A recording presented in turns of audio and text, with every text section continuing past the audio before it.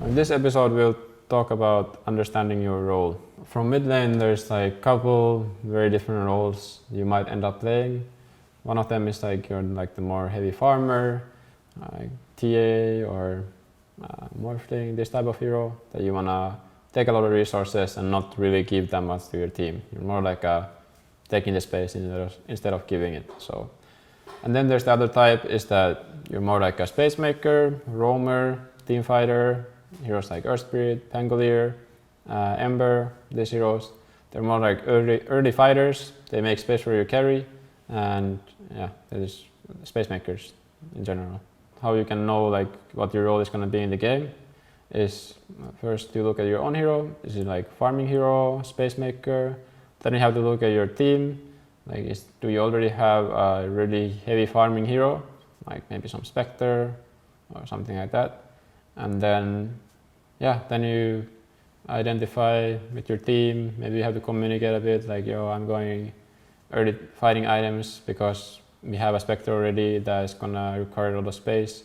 So then you're gonna be the one who's gonna be making the space. So it's a lot about thinking about your teammates and just, yeah. So if you end up in a game that you're unsure like what your role is and you end up doing something that might not be the best for the game, like for example, you already have the Spectre in your team and you end up picking TA mid, for example. It can happen in pubs. You might see that in mid laner is like some puck or something and it's a very good matchup for TA and you just pick it because of that without thinking like, oh, you actually have a Spectre already. Like, it's very anti-synergy because TA is gonna end up farming a lot of the jungle and then Spectre will realize that, oh, there's nowhere for me to farm because there's nobody making pressure and there's nobody giving me space or information where the enemies are.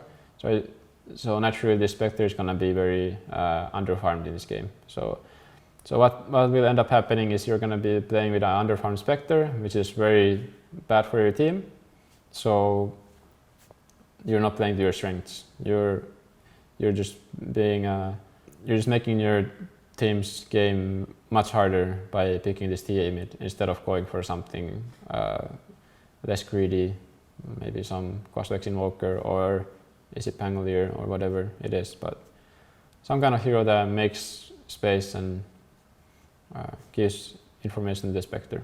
So if you're confused in a game and you're unsure like what you should be doing, first of all you can ask your teammates like what is it that we need, like asking help for like itemization, like should I go for drums on my Tiny or should I go for Mask of Madness or should I go for Blink? What should I do? Like, first of all, if you're very confused and you're unsure, then ask your teammates. Probably you need to also look at your lineup, and if that doesn't, like, if looking at the lineup doesn't help, then of course ask your teammates, like, what do they suggest and what does your carry player think he needs to do great in this game. So then you just need to enable your teammates, and if enabling them is them saying that we need another guy who farms, then yes, you go for the farming items and then yeah, you take it from there. So in this game, this is a TI9 game, we're playing against EG, and we have this lineup with Faceless Void, Tiny, mid, and then we have offlane Enchanters. So if you look at our cores, Void is a very greedy hero. He needs a lot of farm, he needs a lot of space.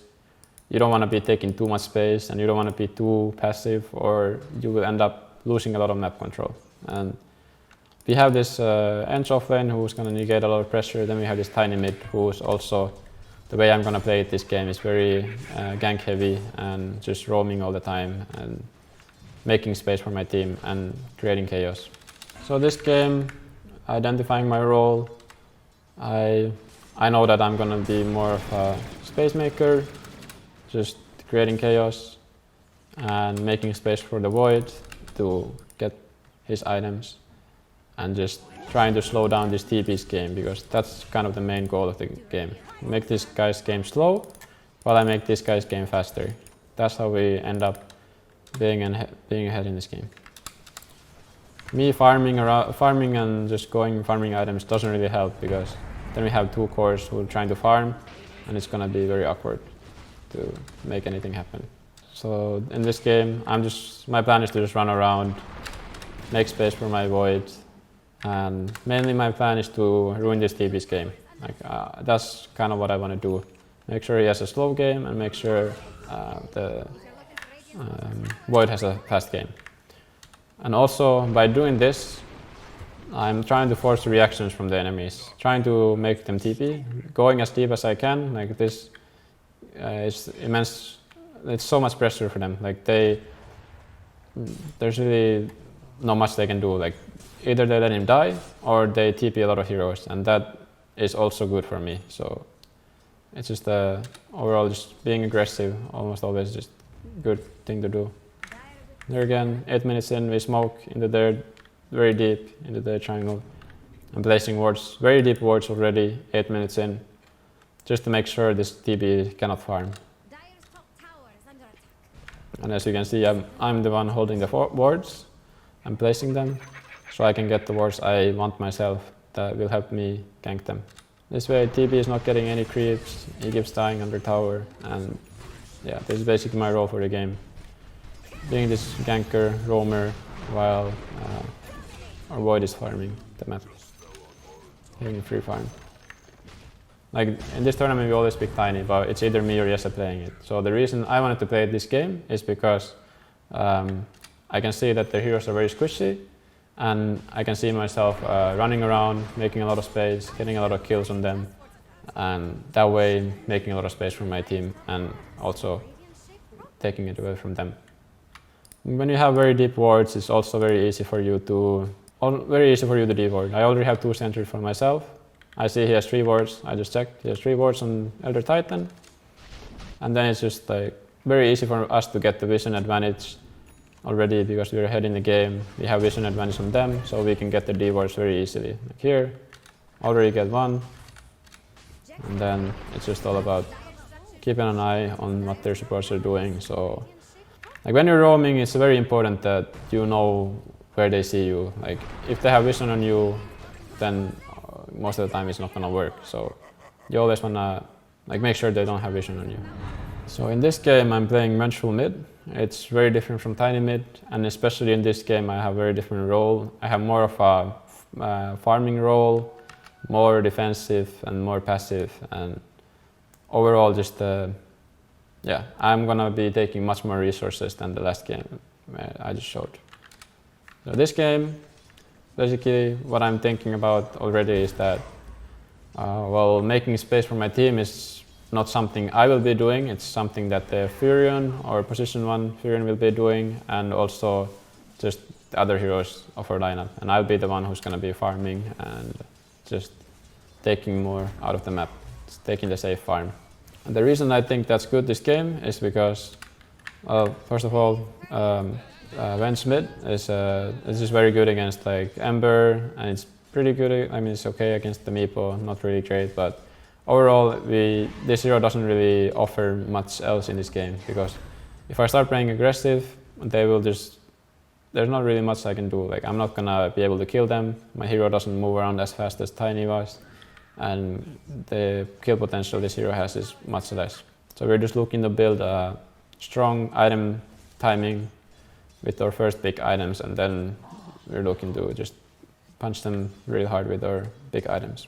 The reason I like Venge mid, first of all, it's a versatile pick. You can play on support or core, and then for me personally, it's just like this hero, it offers a lot for your team once he has some items. Like you have this very powerful aura to amplify your teammates' damage output, and just have a very I just really like this hero, like the way it works and how this hero can scale in the late game really hard, but he can also be very like early game pushing hero and team fighter.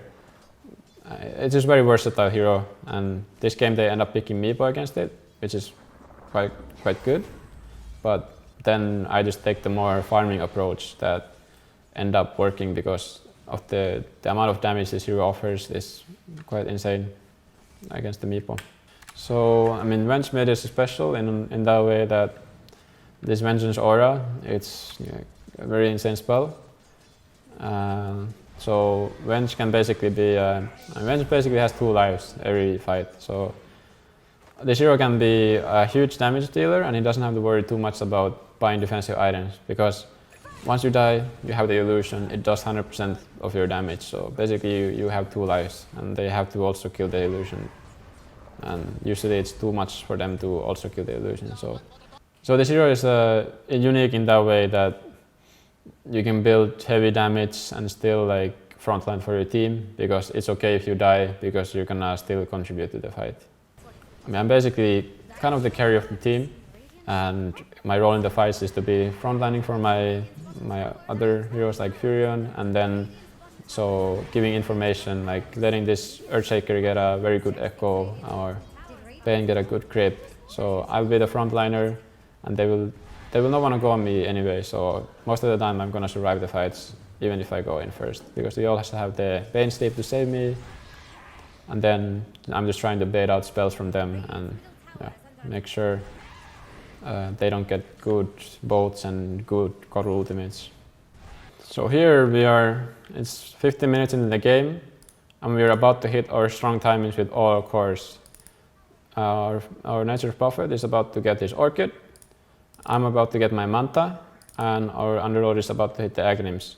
But we realized that they are going Roshan, and we don't want to give Roshan for them for free. So we're kind of panicking in a way. We have to rush there. I'm out of position. I'm too far from the team, but I'm trying to get in.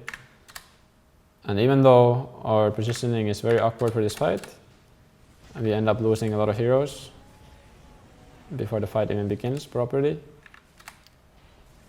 Still, just me and Underlord together, we are strong enough to take the fight 2 versus 5, and we actually beat them just 2 versus 5. Because I'm super farmed, and this hero just aces ridiculous amount of damage and HP. So it's a very strong hero. It's a very strong hero when you get items really. You see, they just keep hitting me. But without the Meepo, they don't really have enough damage to kill me, and we end up winning this fight even without our items and very awkward positioning. Yeah, then taking Roshan from the Meepo, we understand that if you give the Rose from the Meepo, it's very game losing. They can just go high ground and abuse the Aegis. So yeah, we get the Aegis, but we end up dying for it. But overall, I think it's still very good play for us. I mean, in conclusion, things like knowing your role, like there's always gonna be, like even if you play the same hero multiple times, every game your role might be different, and even like no matter how hard some games look like and like how difficult it look like, seems like to identify what your role is in the game, just there's always gonna be something you can do, and for your team, is it like initiating the fight or just giving vision or just communicating with your team, that it always helps. And it's just gonna be about communicating as a team, making the decision what kind of role I'm gonna have for this game or for this fight, and just execution. So the way I see about like identifying your role is that no matter how many times you play the same hero again, and even against the same matchup, you're gonna have different roles in each of these games, because it's always dependent on what your lineup needs and what is it really that enables your lineup to come together. And that's how we get the most out of your teammates, and that's how you enable your teammates the most, by thinking what they need and then adapting to that. The way you can get better at identifying your role is always trying new stuff, and like when you feel confused, just still go for what you feel like is the right thing to do, and even if it ends up being the wrong thing to do and you end up losing the game, at least you're gonna learn from the game. You're gonna know that, okay, next time if this situation comes, I'm gonna think differently and gonna be better.